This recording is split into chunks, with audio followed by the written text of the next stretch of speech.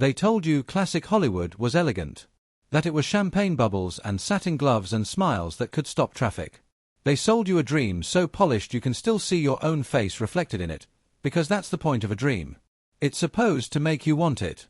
But tonight, I want to take you behind the velvet rope, past the flashbulbs, past the perfect hair, past the darlings and sweethearts, into the rooms where the cameras stopped and the real power started.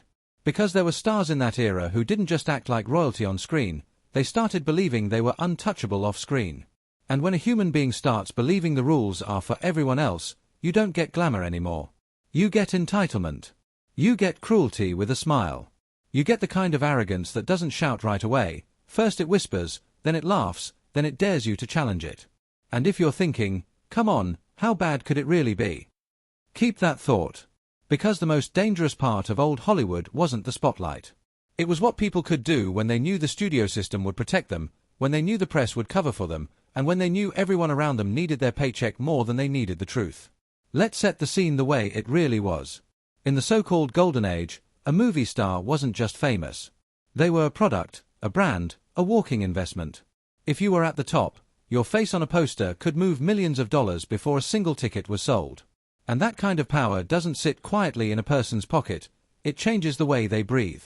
It changes the way they look at waiters, assistants, makeup artists, drivers, writers, and even co-stars. Suddenly, the people around them aren't people. They're furniture. They're tools. They're obstacles. And when a star got used to everyone saying yes, the first person who said no became an enemy. That's how it started. Small humiliations, little threats, petty punishments. Then it escalated into reputations that followed them like cigarette smoke. Don't look them in the eye. Don't speak unless spoken to. Don't bring bad news. Don't wear perfume around him. Don't outshine her. Don't make them wait. Because the punishment for breaking the invisible rules could be brutal, not always with fists, but with careers, with blacklisting, with public humiliation, with a cold, casual destruction that could happen in a hallway while the star kept walking like nothing happened. And yes, before anyone says it, people are complicated. Some of these stars also had trauma, insecurity, addiction, and pressure that most of us will never experience. Some of them could be generous one day and monstrous the next. But this story isn't about excusing them, and it's not about pretending every rumor is fact. This is about documented patterns, widely reported behavior, biographies, public accounts, and the long shadow of a system that rewarded arrogance as long as the box office stayed strong. So as you listen, don't just hear the gossip, hear the mechanism. Because the real villain isn't only a single actor or actress. The real villain is what happens when fame becomes a crown and humanity becomes optional. First, let's talk about the kind of arrogance that arrives like a party and leaves like a crime scene, Errol Flynn.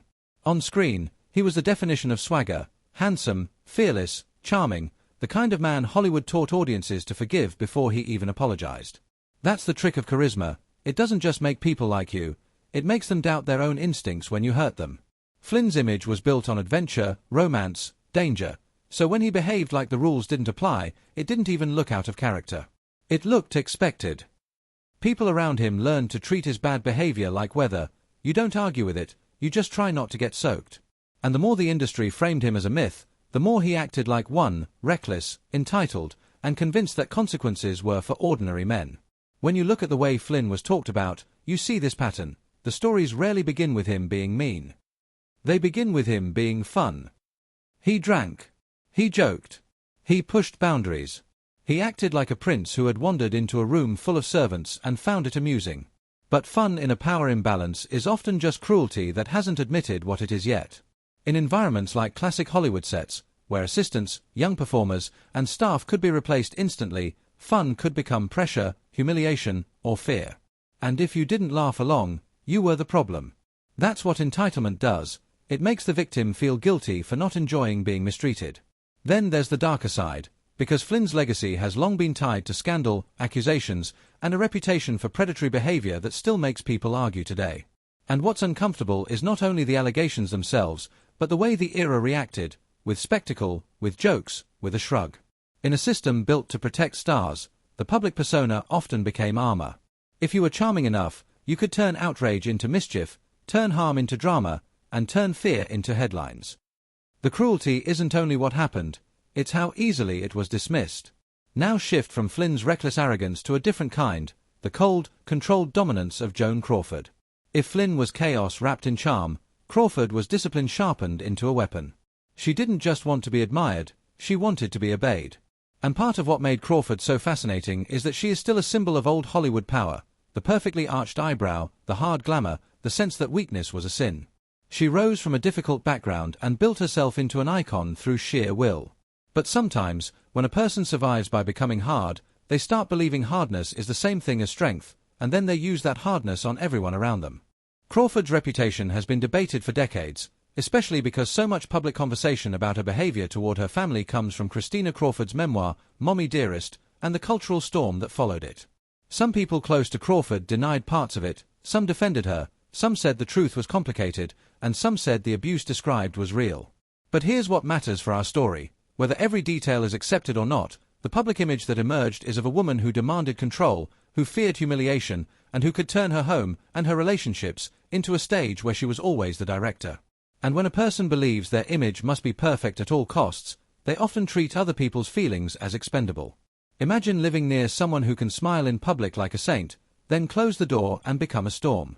That duality is where the "they thought they were God" theme becomes terrifying, because what is a god in the mind of a frightened person? A god is someone who can punish you for existing wrong. Someone who can rewrite reality, tell you what you saw didn't happen, tell you your pain is disrespect, tell you your fear is betrayal. It's the kind of power that doesn't need witnesses. And in old Hollywood, where image was everything, the scariest cruelty was often private. Now, take that obsession with power and aim it outward, onto the industry itself, and you get the legendary Bette Davis.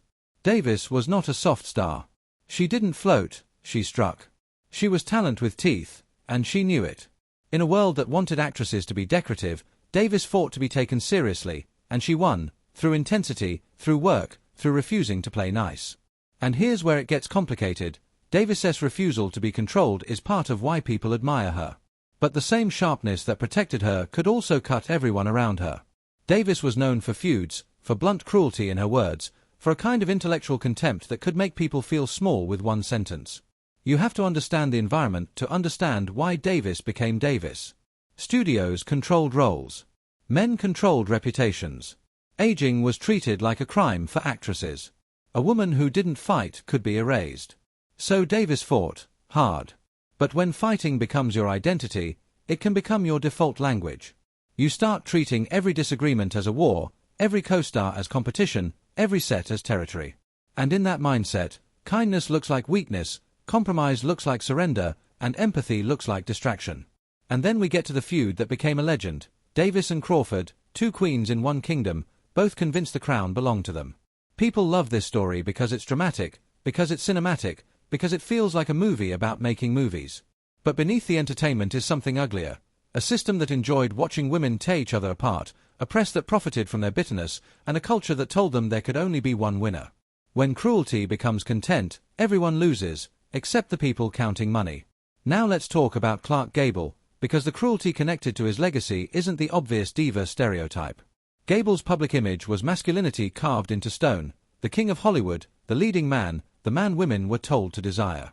That image gave him power so normalized that it became invisible. And that is the most dangerous kind of power, the kind people don't even think to question. Stories about Gable's on-set behavior and personal life have been debated and discussed for years, including accounts involving consent and misconduct tied to the era's grotesque normalization of exploiting women. When you look back now, what's chilling is not only what some stars may have done, but what the system allowed to be treated as just how it was. Here's the part people struggle to accept. Classic Hollywood sets were not safe places by modern standards. Power protected men, punished women, and taught everyone else to stay quiet if they wanted to work again. And when a star was as big as Gable, the imbalance wasn't just personal, it was institutional. If someone felt harmed, who could they tell? A producer who needed Gable's face on the poster? A studio publicist whose job was to bury scandal? A journalist invited to premieres? The machinery wasn't built to investigate, it was built to erase. So even when details are debated, the larger truth remains: the system empowered cruelty. And then there's John Barrymore, a name that carries the weight of theatre royalty and Hollywood tragedy. Barrymore was celebrated for talent that seemed almost supernatural, and with that talent came ego the size of a cathedral. But Barrymore's story is also a story of decline, of addiction, of self-destruction, of a man who could be brilliant one moment and unbearable the next. The cruelty in Barrymore's orbit often came from unpredictability, the way people had to manage him, cover for him, tolerate him, laugh off behavior that would have gotten anyone else fired. Because genius, in Hollywood, often got a special license. And when you hand someone a special license long enough, they start thinking they own the road. Barrymore represents a different kind of arrogance, the belief that talent is a substitute for decency. That because you are extraordinary at what you do, you are allowed to be ordinary in how you treat people, or worse, you are allowed to be monstrous. And the tragedy is that the people who suffer most around someone like that are often the ones with the least power. Crew members, family, younger colleagues, people who can't fight back because the room is built to protect the legend. So now we have 5 figures that represent 5 different faces of the same myth: Flynn's reckless charm, Crawford's control, Davis's sharpened contempt, Gable's institutional masculinity, Barrymore's genius without limits. But the real question is, why did it last? Why didn't people stop it? And the answer is uncomfortable, because it forces us to look at how fame works even today. Old Hollywood was a factory. It manufactured dreams the way Detroit manufactured cars. And when a factory is profitable, it doesn't stop the assembly line because someone got hurt. It just mops up the blood and keeps filming. That's the cruelty baked into capitalism when art becomes industry. The studios didn't just employ these stars, they insured them. They negotiated contracts around them. They controlled the press about them. The cruelty wasn't an accident, it was tolerated because it was profitable. And once you understand that, you stop asking, how could they act like gods? And you start asking, who built the temple?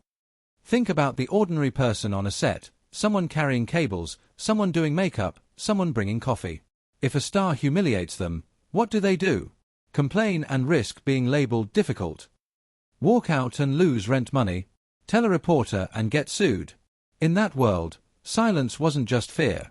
Silence was survival. That's why cruelty grows, not because everyone agrees with it, but because everyone feels trapped by it. And if you're watching this thinking, this is just history, I want you to sit with one more thought. The reason these stories still hook us is because the pattern didn't vanish. The faces changed, the contracts changed, the PR got smarter, but the temptation is the same.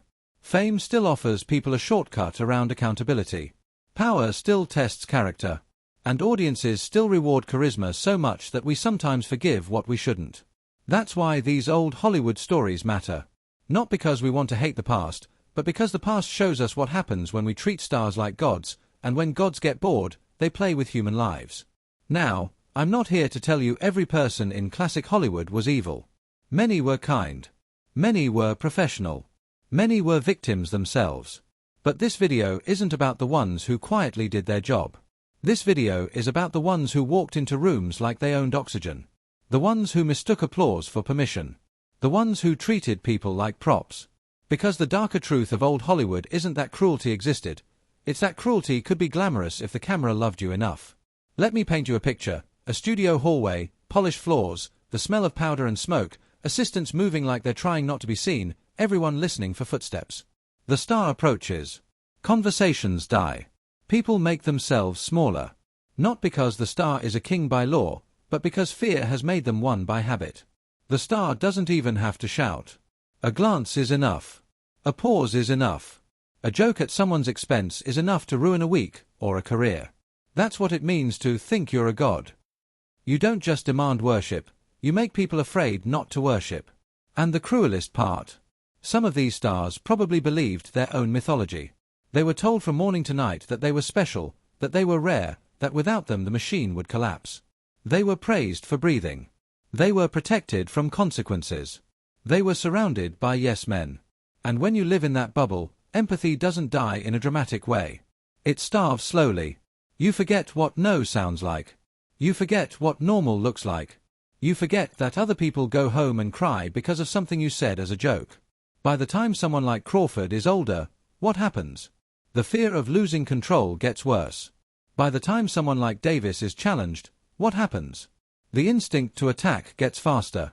By the time someone like Flynn is adored, what happens? The belief that he'll be forgiven becomes automatic. By the time someone like Gable is the standard of masculinity, what happens? People excuse what they'd condemn in anyone else.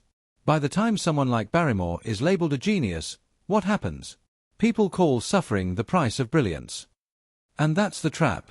So here's the ending I want to leave you with. The next time you watch a perfect black and white close-up, and the lighting makes someone look like a god carved from marble, remember there were real people standing outside that frame. People with names you'll never know.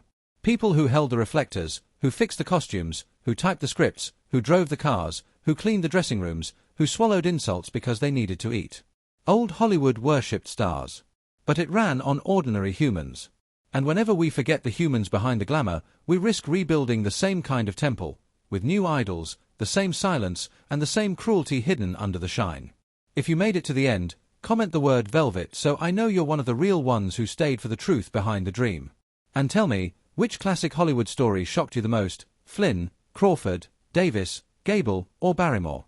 Because there are more names, more stories, and the deeper you go, the more you realize the scariest part wasn't what they did, it was what they could get away with.